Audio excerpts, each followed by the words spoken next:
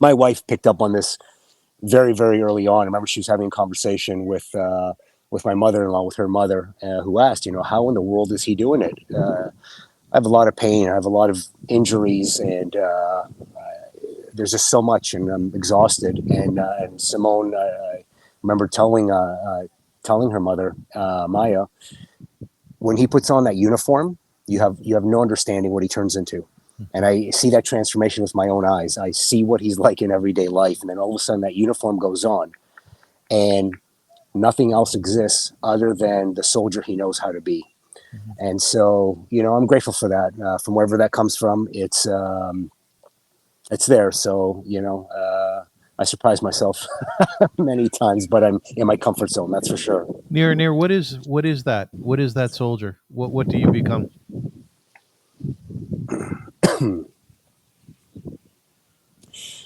Well, that's a good question. Um, at the forefront of it all, let me start with for lack of a better term, I'm going to say the obvious. At the forefront of it all,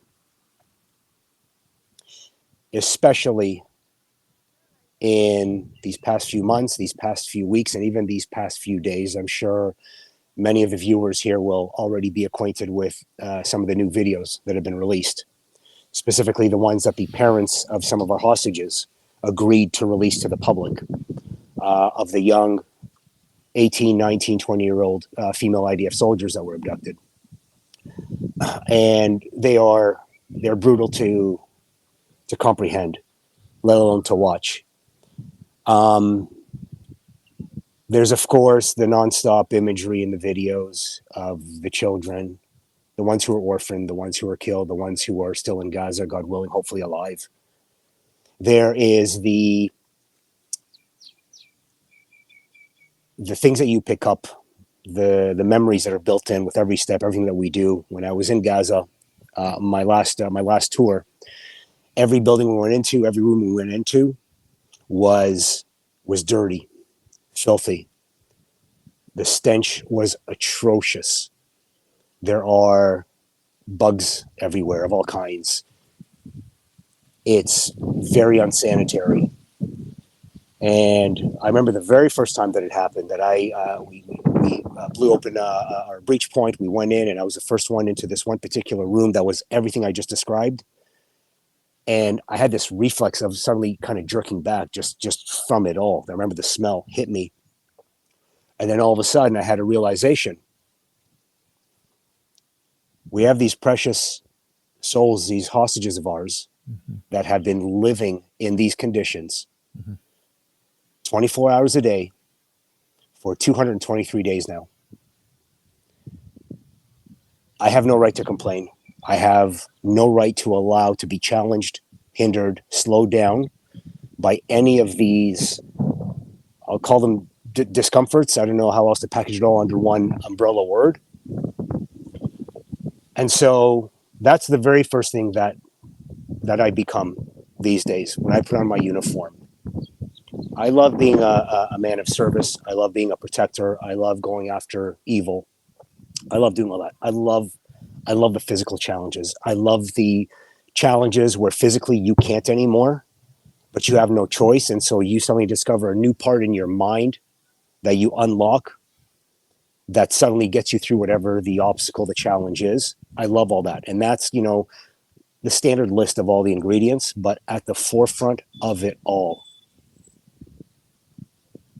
is the reminder of the suffering, those who are still suffering, sitting in Gaza, the innocent souls.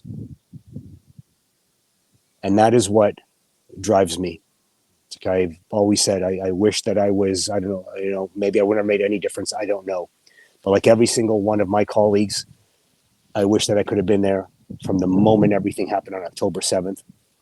Maybe I would have been able to then save even just one extra life. I don't know. Just to be there to even comfort, to comfort them. When you look at even the videos that were released just now, yesterday or 2 days ago, of the female soldiers who were abducted. There was one portion where they were all in a bunker. So sorry, there was a second video that was released pre the abduction of about 15 to 20 young Israeli girls that were stuck in this bunker, not knowing what's going on, and they're on their phones trying to call their loved ones, and you hear gunshots outside, and then all of a sudden you see a terrorist step into that shelter, and you can hear and you can see and you can feel this change on all these girls. You know, that up until that point where that terrorist walked in, it's as if, my perception anyways, that they were in a dream, that they couldn't really, can't be real. It's got to be a nightmare. And then when that terrorist walks in, the realization that it's not a nightmare they're waking up from, and then everything goes blank. You know, like every other warrior and protector, all we want is to have been standing in that doorway, to be the one to greet that terrorist when he came in. Mm-hmm. That is the only thing that I see and I feel right now, and I live in my mind. And when I put my uniform on, that is the only thing that is driving me right now with all of this.